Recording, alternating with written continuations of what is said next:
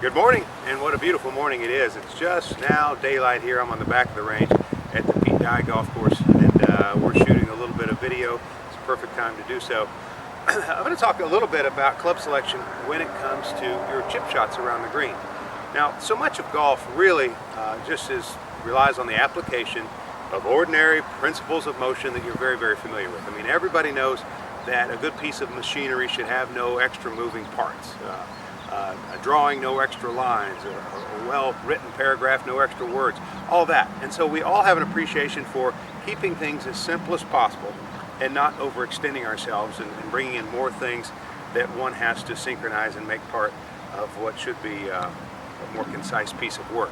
So as we get into that, I want you to think in terms of choosing the club when you're around the green that will allow you to make the simplest motion. And here's what I mean. I've got about 75 feet to the flagstick, and I'm on the edge of the green. Now, most people would use some sort of a lofted club, either a wedge or an 8-iron or a 9-iron or something to get it there. And I want to say to you that regardless of what club you choose, you're just trying to make the motion the most simple. Now, I have a lob wedge in my hand right now, and my best shot can get really near that hole.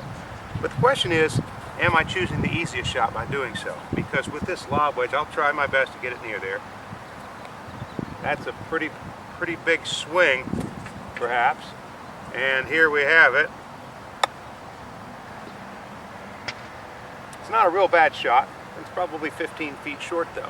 And the reason for that is I took a kind of a big swing with a lofted club creates a lot of backspin, and now it's hard for me to judge exactly how hard to hit it. Now, had I selected instead what I have right here, which is an 8-iron, now the swing becomes a lot shorter.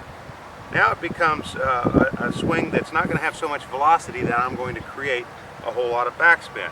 And then therefore I only have to judge roll instead of judging height, flight, release, spin, trajectory, and roll, which is what I had to take in consideration and value correctly for that shot before. So here I have my 8-iron, and look what just a little love tap this same shot is with an 8-iron.